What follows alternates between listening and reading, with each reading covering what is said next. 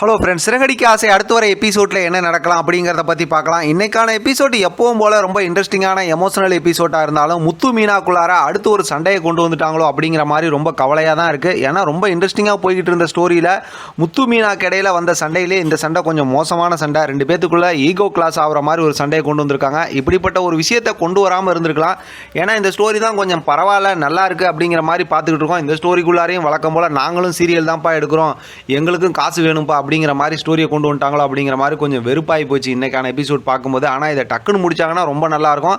இந்த பிரச்சனையை பெருசாக கொண்டு போனாங்கன்னா கண்டிப்பாக சிறகடிக்க ஆசை சீரியல் பார்க்கறதுல எல்லாருமே வெறுப்பாயிடுவாங்க. ஏன்னா ஹஸ்பண்ட் அண்ட் ஒய்ஃபுக்குள்ளார ஈகோ கிளாஸ் வராத பிரச்சனை மாதிரி கொண்டு வரக்கூடாதுன்னு தான் நான் நினைக்கிறேன். சரி, இப்போ கதைக்கு வருவோம். அடுத்து நிறைய இன்ட்ரெஸ்டிங்கான ஸ்டோரி இருக்குது. ஏற்கனவே சிறகடிக்க ஆசை சீரியலில் மலமலையாக ஸ்டோரி இருக்கும்போது இப்படி ஒரு வில்லன் ஸ்டோரி தேவையா அப்படிங்கிற மாதிரி தான் இருக்குது. சிந்தாமணி அப்படிங்கிற ஒரு வில்லன் கேரக்டர் கொண்டு வந்திருக்காங்க மீனாக்கு எதிராக.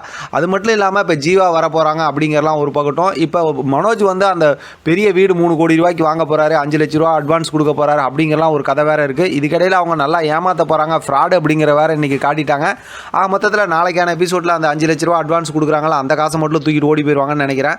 எப்படி பார்த்தாலும் இப்போ மறுபடியும் மனோஜ் இது ஏமாந்து தான் போகிறாங்க. அதனால் அடுத்த பிரச்சனை ஸ்டார்ட் ஆக போகுது. இதுக்கிடையில் பார்த்தோம் அப்படின்னா பெருமை பேச்சு பேசுகிற விஜயா போய் நேராக பார்வதி கிட்ட உட்காந்துட்டு லாரியாக வந்து பெருமை பேச்சு பேசுகிறாங்க. பார்வதி வேறு வழியே இல்லாமல் சொல்லு அப்படிங்கிற மாதிரி கேட்டுக்கிட்டு இருக்கிறத நம்மளால் இன்றைக்கான எபிசோட் லாஸ்ட் ப்ரோமோவில் பார்க்க முடிஞ்சு. பார்வதி கிட்ட வந்து எனக்கு ரோகிணி அப்படி இப்படின்னு சொல்லி பேசிகிட்டு இருக்காங்க. மொத்தத்தில் ரோகிணி ஏதோ ஒரு பிரச்சனையில் மாட்டுவாங்க அப்படிங்கிறது தெரியுது.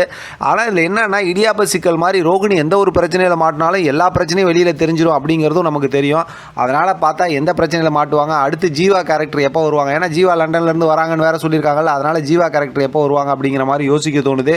என்ன இருந்தாலும் இன்றைக்கான எபிசோடில் இப்படி ஒரு மூமெண்ட்டை பார்த்ததுக்கப்புறம் ரொம்பவுமே அப்செட் ஆகிட்டா. நம்ம சப்ஸ்கிரைபர் கூட ஒருத்தவங்க வந்து சூப்பராக கமெண்ட் பண்ணியிருந்தாங்க, இந்த மாதிரி வஞ்சமும் வன்மமாக இருக்கிற ஸ்டோரியை போய் நல்ல ஸ்டோரின்னு சொல்கிறீங்களா அப்படிங்கிற மாதிரிலாம் என்னை கேட்டிருந்தாங்க. அது உண்மைதான் அப்படிங்கிற மாதிரி தான் இன்றைக்கான எபிசோட் இருந்துச்சு.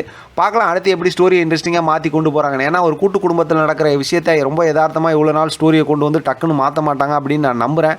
பார்க்கலாம், இது சம்மந்தமாக ப்ரோமோ வந்துச்சுனாலும் தெளிவான ஒரு ரிவ்யூ பார்க்கலாம். இதை பற்றின உங்களோட கருத்து கமெண்ட் பாக்ஸை தெரியப்படுத்துங்க. தொடர்ந்து ஆதரவு கொடுங்க. தேங்க்யூ ஃப்ரெண்ட், தேங்க்ஸ் ஃபார் வாட்சிங்.